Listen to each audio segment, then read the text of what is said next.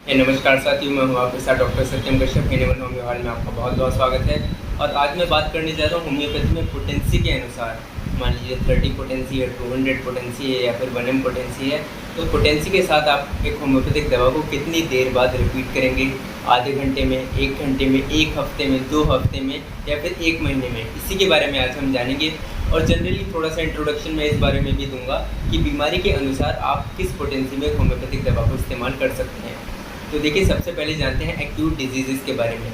Acute disease वो disease होती हैं जिससे हमारी बॉडी ज़्यादा लंबे समय के लिए सफ़र नहीं करती है। ये इसके सिम्टम्स जो हैं हमारे शरीर में आते हैं, थोड़ी देर के लिए रहते हैं और हमारी बॉडी से चले जाते हैं। लेकिन सिम्टम्स बहुत ही जल्दबाजी में इसके जो है आते हैं। तो इस केसेस में जैसे कि सर्दी ज़ुकाम हो गया है या फिर किसी को फिट्स आ रहे हैं, बहुत ही अचानक से कुछ सिम्टम्स आ रहे हैं, किसी को फीवर आ गया है, तो इस केसेस में जनरली लो पोटेंसी दी जाती है, यानी कि 30 पोटेंसी हम पेशेंट को जनरली देते हैं।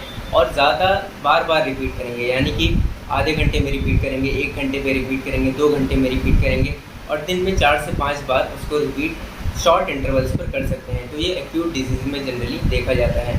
अब बात करते हैं क्रॉनिक डिजीज़ की, यानी कि जो बीमारी पुरानी हो गई है, तो उसमें थोड़ी सी हाई पोटेंसी हम देते हैं, 1M तक पोटेंसी हम दे देते हैं। अगर आप किसी भी पेशेंट को 1M पोटेंसी दे रहे हैं, यानी कि 1M का मतलब होता है 1000 पोटेंसी, तो उसको बार बार रिपीट नहीं किया जाता है। कोई भी हाई पोटेंसी है तो उसको बार बार रिपीट आप नहीं करेंगे, 1M हो चाहे 10M हो। 10M का मतलब होता है 10,000। 10,000 की पोटेंसी हो या फिर 1M की पोटेंसी हो, आप उसको बार बार रिपीट नहीं करेंगे। दिन में 1 बार देंगे और ज़रूरत के अनुसार उसको 1 हफ्ते में रिपीट कर सकते हैं या फिर 2 से 3 दिन बाद भी उसको रिपीट किया जा सकता है। लेकिन दिन में 2 से 3 बार उसको कतई रिपीट नहीं करना है, उससे फ़ायदे की जगह और भी ज़्यादा नुकसान देखने को मिल सकता है। जनरली जो हाई पोटेंसी दी जाती हैं वो नो सोड मेडिसिन की दी जाती हैं। नो सोड मेडिसिन क्या होती हैं? डिजीज़ पार्ट से जो होम्योपैथिक दवाएं बनाई जाती हैं वो नो सोड्स होती हैं। और जितने भी नो सोड्स होते हैं उनको हम हाई पोटेंसी में देते हैं, यानी कि 1M की पोटेंसी में जनरली उनको दिया जाता है। लो पोटेंसी में उसको हम इसलिए नहीं देते हैं, होम्योपैथी का एक रूल होता है, जैसे जैसे हम होम्योपैथी में हाई पोटेंसी की तरफ जाते हैं तो जो मटेरियल है जिससे हम एक होम्योपैथिक दवा बना रहे हैं उसकी क्वांटिटी कम होती रहती है और दवा की जो डायनेमिक एनर्जी है, यानी कि जो पोटेंसी है, वो बढ़ती जाती है। अब जब हम लो पोटेंसी में देंगे हम किसी भी नो सोड को, तो वो नो सोड है, यानी कि डिजीज़ पार्ट से उसको बनाया जा रहा है, तो उसका मटेरियल ज़्यादा होगा, तो वो हमारे शरीर के लिए हानिकारक होगा क्योंकि उसमें डिजीज़ पार्ट ज़्यादा होगा। और जैसे जैसे होम्योपैथी में पोटेंसी में ऊपर बढ़ेंगे हम नो सोड्स की, जैसे कि 1M की तरफ बढ़ेंगे, तो उसमें मटेरियल की क्वांटिटी तो बहुत कम हो जाएगी और जो ड्रग की डायनेमिक एनर्जी है पोटेंटाइज होकर वो बढ़ जाएगी और पेशेंट के लिए वो फ़ायदेमंद साबित होगी उस स्पेसिफिक डिजीज़ के लिए। जनरली मैं आपको एक मेडिसिन का पोटेंसी का रूल बता देता हूँ।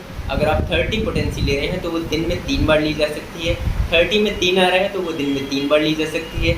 200 पोटेंसी यानी कि उसमें 2 आ रहा है तो वो दिन में 2 बार उसको रिपीट किया जा सकता है, सुबह में और शाम में।